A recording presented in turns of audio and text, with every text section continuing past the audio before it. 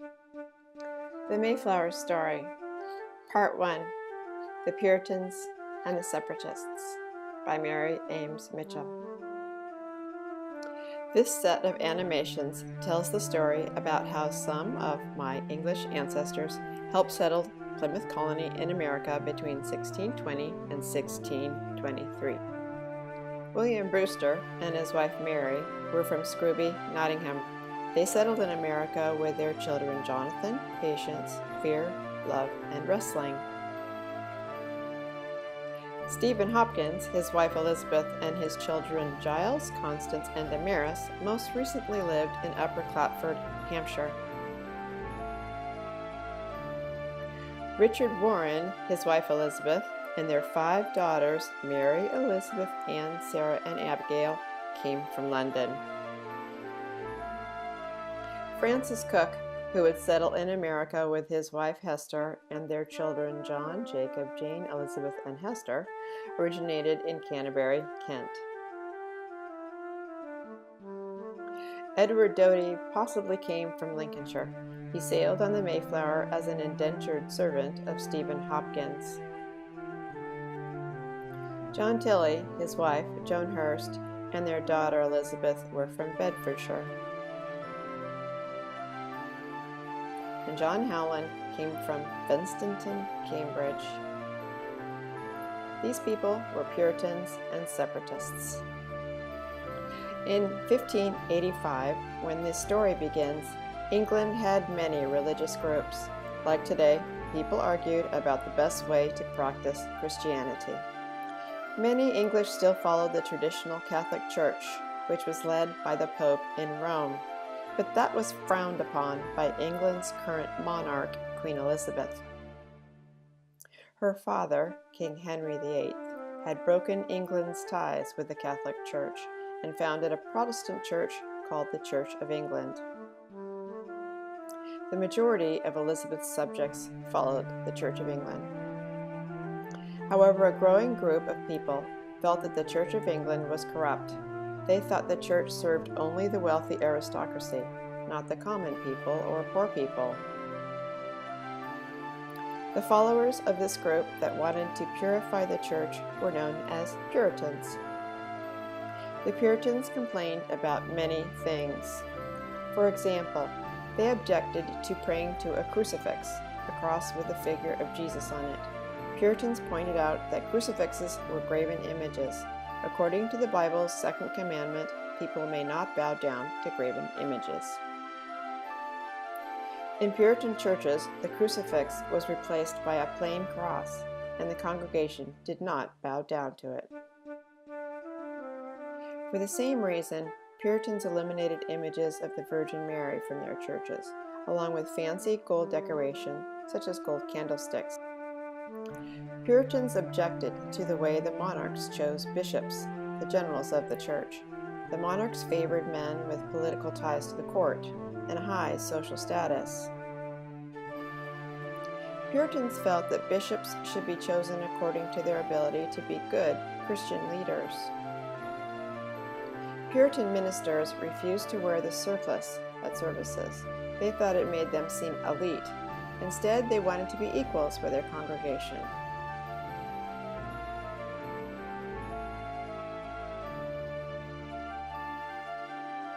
Puritans did other things to make the priests more equal to their congregates. In Puritan churches, the rood screen was eliminated, so it wasn't a barrier between the priest and the congregation. In the Church of England, the priest faced away from the congregation when he faced the altar. In Puritan churches, the altar was turned around and became a communion table. The priest faced the congregation. People would fight to the death about other issues, such as how to obtain salvation, but we won't go into all that. Most important to our story, there was a very small group of people, less than 1% of all English worshippers, who thought that the Puritans were not making enough changes. These people became known as Separatists. They thought that purifying the Church of England was a hopeless cause. Separatists started a new separate Protestant movement and gave up fixing the existing church. The Brewsters, Cookes, Howland, and Tilleys were probably Separatists. The Hopkinses, Doty, and Warrens were probably Puritans. Separatists wanted to keep the line of communication between God and man as uncluttered as possible. This meant getting rid of the episcopal hierarchy, in other words, the bishops. Each individual Separatist church was an independent unit, led by a small group of upstanding members of its congregation known as elders. The congregation chose its own ordained minister to be its pastor. In America, this Protestant sect would become the Congregational Church, a church governed by its congregation. In Scotland, the Reformed Church took on a different form with the Presbyterians. Their hierarchy included an additional layer called a synod or presbytery. Members of the synod governed similarly to bishops, but in a way that better represented the congregation. That's very simplified. Separatists felt that the church buildings, especially the fancy cathedrals, were themselves a form of idolacism. Separatists met in private homes and meeting houses instead. The trouble was, their gatherings were illegal. British law, enforced by Queen Elizabeth's bishops, decreed that all British citizens attend the Church of England on the Sabbath. In 1593, 3 Separatists were hung for their position against the Church of England. A 4th was meant to hang, but died in prison first. Things got much worse when in 1603 Elizabeth died. She was succeeded by her second cousin James, who became the King of England, Scotland, and Ireland. Both James's mother, Mary, Queen of Scots, and father, Lord Darnley, were great-grandchildren of Elizabeth's grandfather, Henry VII. James had been ruling Scotland as James VI for 36 years, ever since he was 1 year old.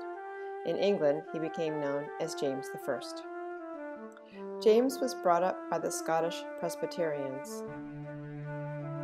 The English Puritans expected him to support their movement when he became King of England, Scotland, and Ireland. Instead, James did the opposite. He enforced rules that forced his subjects to return to the previous rituals of the Church of England. James learned with the Presbyterians that a Reformed church gave a lot of independence to the parish churches. He was afraid the Puritan system would undermine his control over his kingdom. James wanted absolute control. He declared of the Puritans and Separatists, "Let them conform or harry them out of the land." In other words, do as I tell you or get out of England. The Separatists were left no choice. They could not conform. What should they do? Watch part 2 of the Mayflower story, 12 Years in Holland. Find out what the Separatists, who called themselves Pilgrims, decided to do. Thank you for watching. If you liked this video, don't forget to like, share, and subscribe.